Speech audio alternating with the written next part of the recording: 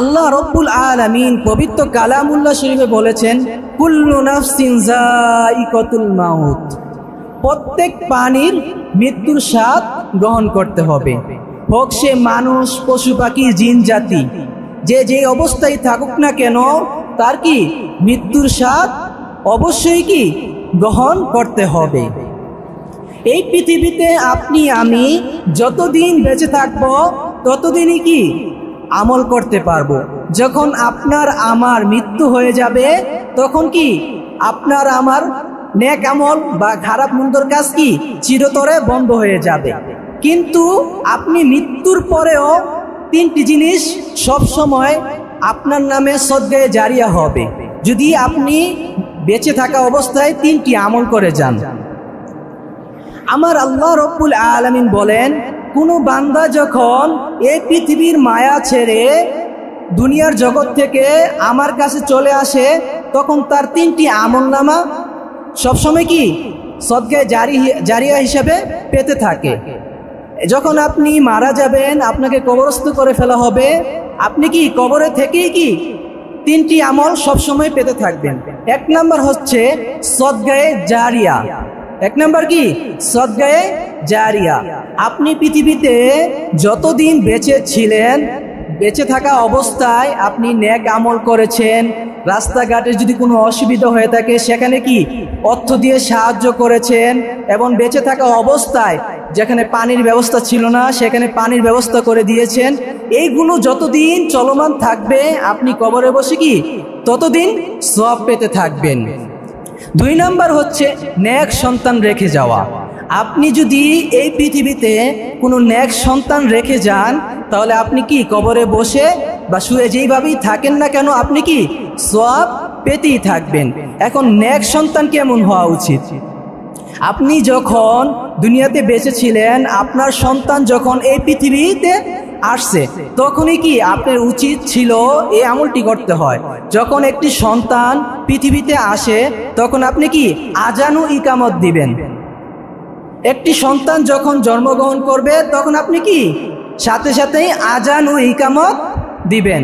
দুই নাম্বার হচ্ছে তার সুন্দর একটি কি ভালো নাম রাখবেন। তিন নাম্বার হচ্ছে আপনি তার নামে কি আকিকা দিবেন। অনেকেই আছে এই আকিকাটা কি দেয়। তো যখন সেই বাচ্চাটি কথা বলা অবস্থায় আসবে তখনই কি ইসলামের জ্ঞান তাকে কি অর্জন করাতে হবে। যখনই সে কথা বলা শিখে তখনই কি আপনার আমার রবের পরিচয় জানাতে হবে, শিখাতে হবে। তো সন্তান যখন পৃথিবীতে জন্মগ্রহণ করবে তখন কি আজান দিবেন, ইকামত দিবেন, তার সুন্দর একটি ভালো নাম রাখবেন, তারপর আকিকা দিবেন। যখন সে কথাবার্তা বলা শিখবে তখন কি আপনি আমি বা যার সন্তান হোক তখন কি রবের পরিচয় শিখাতে হবে, এবং তার ভিতরে নবীজির আদর্শ জীবনযাপন, সাহাবায়ে কেরামগণের জীবনযাপন কি শোনাতে হবে। তাহলে সে কি নেক সন্তান অবশ্যই হবে। কিন্তু আমরা এর বিপরীত করি। একটি সন্তান যখন পৃথিবীতে আসে, যখন কথাবার্তা সে শিখে তখনই আমরা তাকে কি গান শিখাই, নাচ শিখাই। এগুলো কি শিখানো যাবে না। তাকে অবশ্যই কি যখন সে কথাবার্তা শিখবে রবের পরিচয় শিখাবেন। যখন সে ধীরে ধীরে বড় হবে এই পৃথিবীর যত কাজকর্ম আছে এই পৃথিবীর কাজগুলোও তাকে শিখাতে হবে। এর পাশাপাশি আখিরাতের কাজগুলো কি শিখাতে হবে। তাকে নামাজ পড়ানো শিখাতে হবে, কোরআন তেলাওয়াত শিখাতে হবে, আল্লাহ তাআলার জিকির কিভাবে করতে হয় সেগুলো কি শিখাতে হবে। তাহলে আপনি যদি এই নেক আমলগুলো করে যান আপনি কবরে থেকেও কি সদকায়ে জারিয়া হিসাবে সওয়াব পেতে থাকবেন। আর যদি আপনার সন্তান দুনিয়াতে থাকা অবস্থায় আপনি এই ইসলামের জ্ঞান শিক্ষা না দিয়ে যান, সে যত বাজে আকাম কুকাম করবে সেগুলো কি আপনি কবরে বসে কি পেতেই থাকবেন। সন্তান যেহেতু আপনার, সিদ্ধান্ত কি আপনার। আপনি ভালো পথ দেখালে সে ভালো পথে চলবে, আপনি মন্দ পথ দেখালে সে মন্দ পথেই কি চলবে। এর জন্য আমাদের উচিত সবসময় কি দুনিয়ার কাজকর্ম শিখানোর পাশাপাশি আখিরাতের কাজকর্ম কি অবশ্যই তাকে কি শিখাতে হবে। তিন নাম্বার হচ্ছে আপনি যখন পৃথিবীতে ছিলেন তখন আপনার জীবনে আপনি জ্ঞান অর্জন করেছেন, যেমন নবীজির জীবনী এবং সাহাবে কেরামগণের জীবনী, এগুলো আপনার অন্তরে লালন পালন করেছেন। আপনি নিজে বই পড়ে বা কারোর থেকে শুনে সুন্দর সুন্দর হাদিসগুলো নিজে অর্জন করছেন, এগুলো আবার অন্যের মাঝে শেয়ার করছেন। সে আপনার থেকে ধরেন আজান শিখলো, ইকামত শিখলো, কোনো সূরা শিখলো, এগুলো কি সে আপনার থেকে শিখলো, তার থেকে আবার অন্যজন শিখলো, এর মাধ্যমে মানে কি এলেম অর্জন হয়। তো এটা যতদিন প্রচার হতে থাকবে ততদিনই কি আপনি আপনার কবরে সওয়াব পেতে থাকবেন। এগুলো আপনি আমি যতদিন বেঁচে থাকব ততদিন কি করতেই হবে। তাহলে আমরা যেখানে যতটুকু সামর্থ্য আছে মানুষের পাশে কি অবশ্যই দাঁড়াবো, এবং সন্তানকে কি নেক আমল, কোরআন, তাসবিহ, জিকির, আজকার যা আছে এগুলো কি শিখাবো। আজকে যদি আপনি আপনার সন্তানকে ভালো কিছু শিখিয়ে যান তাহলে আপনার কি শেষ বয়সে বৃদ্ধাশ্রমে যেতে হবে না। দেখেন অধিকাংশ কি বড়লোকের ছেলে মেয়েদের বাবা মাই কি বৃদ্ধাশ্রমে থাকে। কেন থাকে? তাদের সন্তানকে তারা ইসলামের জ্ঞান কি দেয় না। আপনার যে মাদ্রাসায় পড়াতে হবে বিষয়টা এরকম না, আপনি ইসলামের শিক্ষা অবশ্যই করবেন। আপনি দুনিয়াতে যখন স্কুলে লেখাপড়া করে এর পাশাপাশি কি একটি শিক্ষক রেখে আপনার বাসায় তখন কি তাকে ইসলামের জ্ঞান অর্জন করাতে পারেন। আপনি না পারলে আপনিও কি শিখতে পারেন। পড়ালেখার বিষয় নিয়ে কোনো লজ্জা নেই। আপনার বয়স যতই হোক না কেন আপনার ইলম কি অর্জন করতে হবে। আপনি আমি যখন এই পৃথিবীর মায়া ছেড়ে চলে যাব, যদি সন্তান যদি ভালো না রেখে যান আপনার জন্য, তাহলে কারা দোয়া করবে? বিষয়টা তো এখানে গিয়ে অনেক চিন্তার বিষয়। এই দেখেন, এই যে বৃষ্টি হচ্ছে আমাদের ইদারিং অনেক, আপনি কবরস্থানে গেলে দেখবেন যে আপনার কবর যেগুলো আছে, পাঠানতলী কবরস্থান গেলে আপনি দেখবেন যে কবরের উপর পরিপূর্ণ পানি দিয়ে ভরে আছে। এই পানির ভিতরে কি মাটি দেওয়া হচ্ছে। আপনি আমি আজকে 40, 50, 60, 70 বছর বয়সের জিন্দিগিতে কত কি করতেছি, কিন্তু আমরা কবরে চিন্তা কয়জনে করি? দেখেন আপনি কবরস্থানে গেলে দেখবেন কত অবস্থা যে করুণ হয়ে রয়েছে, এই পানির ভিতরেই লাশ মাটি দিচ্ছে। কখনো আবার দেখি কলা গাছ এনে এটার ভিতরে মানে কোনো রকম একটা খাটের মতন তৈরি করে বিছাইয়া তারপর মাটি দেওয়া হচ্ছে। তো একবার যদি আপনি চিন্তা করেন কার জন্য এই বাড়ি গাড়ি করতেছেন, কার জন্য করতেছেন? আপনার সন্তানকে সুখে থাকার জন্য করতেছেন। কিন্তু আপনি আমি কবরে চিন্তা করে এবার আমরা দৈনিক 5 ওয়াক্ত নামাজ আদায় করছি, আমরা চিন্তা করি না। যখন আজান দেয় আমরা আজান কানে শুনে অবহেলা করি। যখন আপনার আমার সামনে আজরাইল আলাইহিস সালাতু ওয়াস সালাম যখন আপনার আমার সামনে আসবে, তখন তার থেকে আমরা যতই সুযোগ চাই, তখন কি সে আমাদেরকে নেক আমল করার সুযোগ দিবে? কারো থেকে মাপ চাওয়ার সুযোগ দিবে?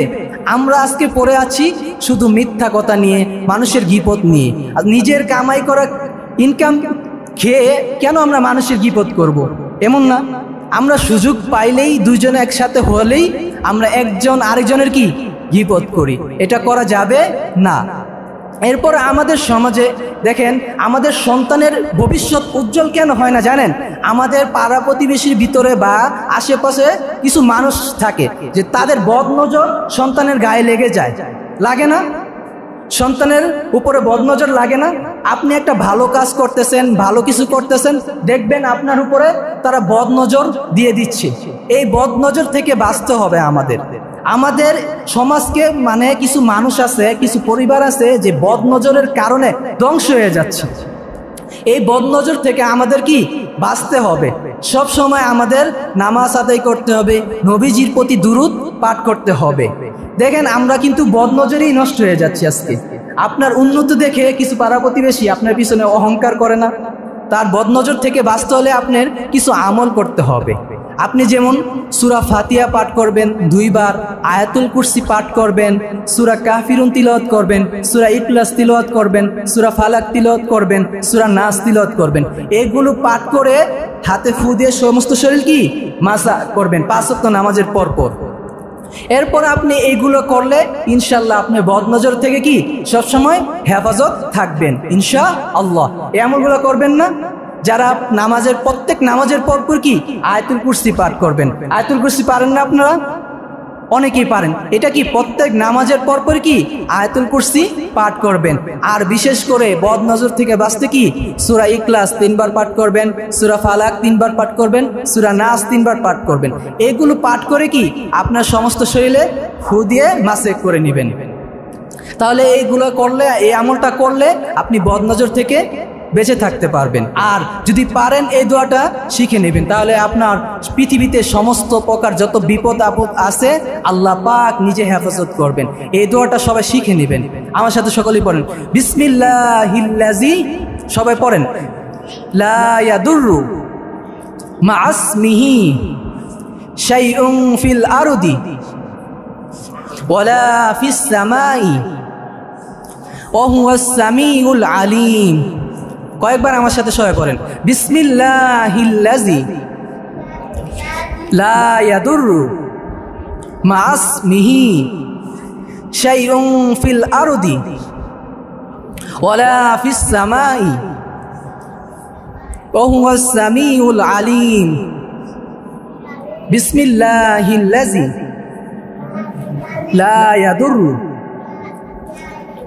মা আসমিহি শাইউন ফিল আরদি ওয়ালা ফিস সামাই ওয়া হুয়াস সামিউল আলিম। এই দোয়াটা আপনারা কি অবশ্যই কষ্ট করে শিখে নেবেন। যে ব্যক্তি এই দোয়াটা ফজরের নামাজের পর 3 বার, মাগরিবের নামাজের পর 3 বার পাঠ করবে, তার সমস্ত প্রকার বিপদ আপদ আল্লাহ নিজে কুদরতি কি ইশারায় রক্ষা করবেন।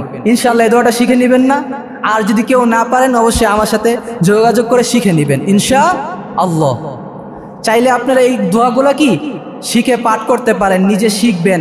এবং আপনার সন্তান যদি ছোট থাকে আয়াতুল কুরসি পাঠ করবেন, সূরা ইখলাস পাঠ করবেন, সূরা ফালাক, সূরা নাস, এগুলো পাঠ করে কি সন্তানের গায়ে ফু দিয়ে দিবেন। তাহলে আপনার সন্তান বদ নজর থেকে কি হেফাজত থাকবে। হযরত নবী করিম সাল্লাল্লাহু আলাইহি ওয়াসাল্লাম এই আমলগুলো কি বেশি বেশি করে করতেন। তাহলে আমরাও কি বেশি বেশি করে এই আমলগুলো করব। এবং আজকে জুমার দিন আপনারা অনেকেই আছে কাফ সূরা পড়েন নাই, পড়ে নেবেন। এবং আজকে কি দোয়া কবুলের দিন, আজকে তওবা করবেন, ইস্তেগফার পাঠ করবেন, আল্লাহর কাছে কি দোয়া করবেন। বারবার আমি এগুলো বলে দিচ্ছি, আমাদের মৃত্যুর আগে কি অনেক তওবা করতে হবে। তওবা করলে পৃথিবীর সবচেয়ে বেশি খুশি হয় কে? মানুষ না, আমার আল্লাহ খুশি হয়। আপনি যত তওবা করবেন সবচেয়ে বেশি খুশি হবেন কে? আল্লাহ। আর সবচেয়ে বেশি কষ্ট পাবেন কে? শয়তান। সবচেয়ে বেশি কষ্ট পাবে কে? আপনি যদি তওবা করার মতন তওবা করতে পারেন, আল্লাহ তাআলা কি আপনার তওবা অবশ্যই কি কবুল করবে। আপনি বারবার আল্লাহ তাআলার কাছে তওবা করবেন, নিজের গুনার জন্য বারবার লজ্জিত হবেন, যে ভুলগুলা করছেন যে জীবনে আর করবেন না, এই ভুল করে আল্লাহর কাছে কান্নাকাটি আহাজারি করবেন।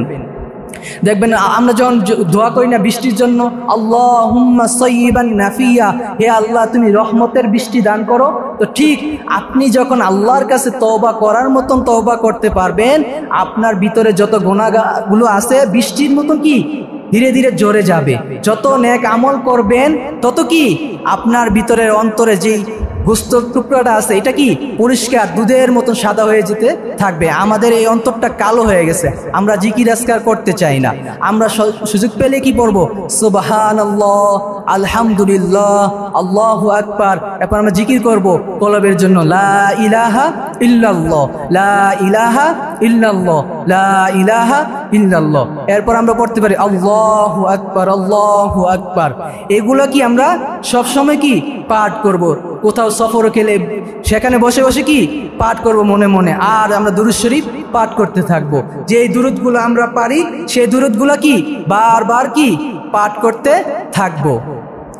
আর আপনার যারা গার্ডিয়ান আছেন অবশ্যই আপনার সন্তানকে নবীজির মোহাব্বত, নবীজির ভালোবাসা, নবীজির জীবনী, নবীজি কিভাবে চলাফেরা করতেন এগুলা কি শিক্ষা দিবেন।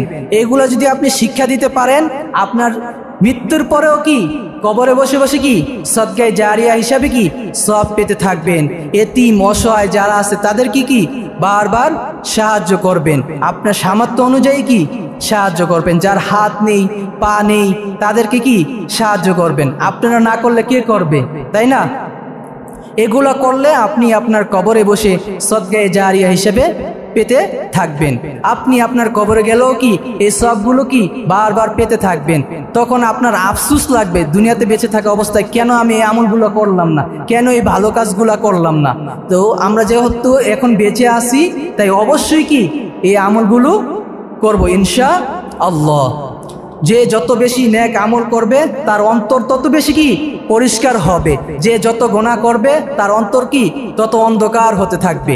যার অন্তর অন্ধকার হয়ে গেছে তার কাছে কি দুরূদ ভালো লাগবে না, তার কাছে নামাজ ভালো লাগবে না, তার কাছে কি ইসলামের কোনো ভালো মন্দ ভালো যত কাজ আছে কোনো কিছুই কি তার ভালো লাগবে না। তার কাছে ভালো লাগবে নাচ গান মন্দ কিছু, তার কাছে ভালো কিছুই কি ভালো লাগবে না।